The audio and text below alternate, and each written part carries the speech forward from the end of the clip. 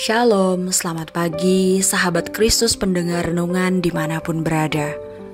Awali pagi hari ini dengan mendengarkan renungan firman Tuhan dalam 2 Raja-Raja pasal 1 ayat 1 sampai dengan ayatnya yang ke-12 dengan tema rendah hati dan mengandalkan Tuhan. Menjelang akhir dari pelayanannya, Elia melakukan tindakan terakhir untuk memperingatkan Raja Israel, yaitu Raja Ahazia. Peringatan ini diberikan karena Ahazia menghina Tuhan dengan mencari kesembuhan kepada Baal-zebub, ilah di Ekron. Ahazia adalah anak dari Yoram dan Atalia. Atalia adalah putri dari Ahab dan Izebel. Dengan kata lain, Ahazia adalah cucu Ahab. Baal-zebub sendiri berarti dewa lalat, dan dia adalah sembahan orang Filistin. Ahazia sebagaimana dikisahkan dalam ayat 2, sakit dikarenakan jatuh dari kisi-kisi kamar atas istananya. Dan karena penyakitnya ini, dia meminta petunjuk kepada Baal-zebub dan tidak kepada Tuhan. Karena tindakan Ahazia tersebut, Elia diperintahkan Tuhan untuk memberikan nubuatan penghakiman Allah bagi Ahazia. Ahazia akan mati karena penyakitnya ini. Tidak ada pertolongan bagi dia karena dia mencari kuasa gelap untuk kesembuhan atas penyakitnya. Saudara, Tuhan menginginkan agar setiap umatnya mencari Dia di segala hal, termasuk juga untuk kesembuhan. Sejatinya, ketika seseorang mengalami sakit penyakit, Tuhan tidak pernah melarang seseorang tersebut untuk mencari pertolongan dari dokter. Karena apa yang dikembangkan dalam ilmu kedokteran juga berasal dari hikmat yang dianugerahkan oleh Tuhan. Tetapi Tuhan sangat murka jikalau seseorang mencari kesembuhan justru dari kuasa-kuasa yang di luar dari kuasa Tuhan. Namun pertanyaannya adalah, bisakah kuasa gelap menyembuhkan? Jawabannya adalah ya. Kesembuhan secara mujizat tidak selalu bisa menjadi tanda pekerjaan Tuhan. Setan pun juga bisa memalsukan mujizat seperti kesembuhan.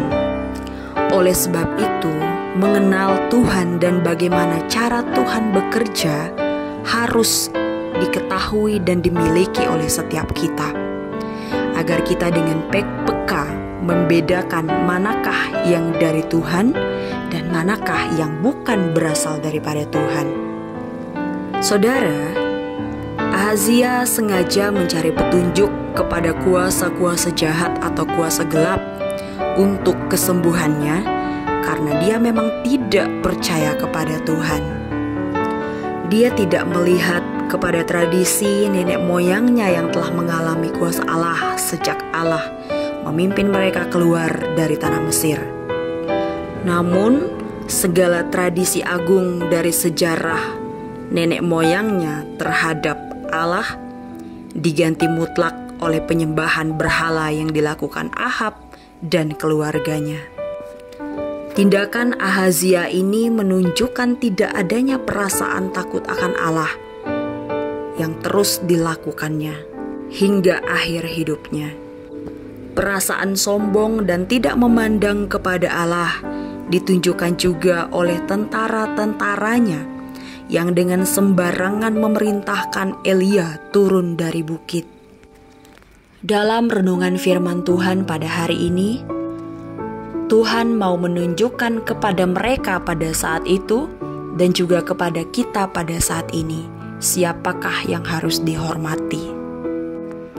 Tuhan mengirimkan api turun dari langit untuk memusnahkan utusan Ahazia, karena mereka telah dengan sembarangan memerintahkan Elia untuk turun dari atas bukit.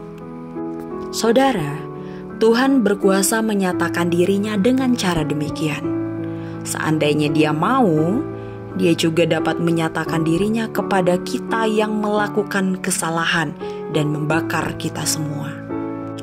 Namun Tuhan mau mengajarkan kita bagaimana bersikap sabar dan mengampuni. Ia ingin menunjukkan belas kasihannya terhadap sekalian kita yang melakukan kesalahan. Saudara, semua kita juga harus belajar rendah hati di hadapan Tuhan dan hidup bergantung penuh kepada Tuhan.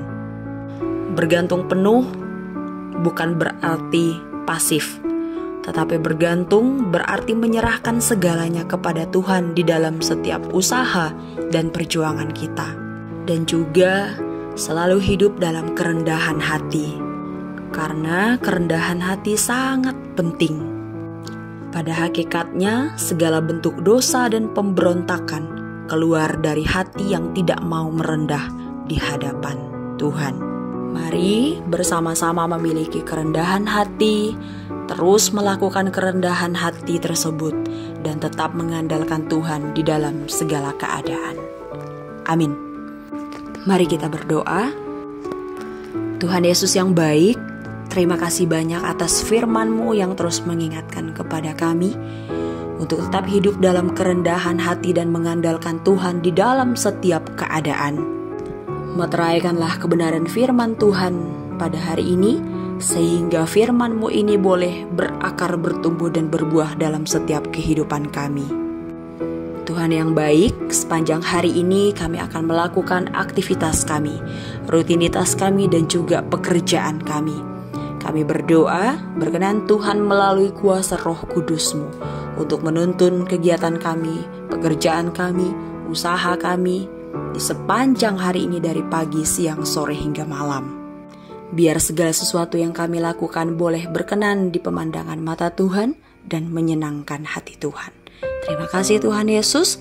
Di dalam nama Yesus Kristus kami berdoa dan mengucap syukur. Amin.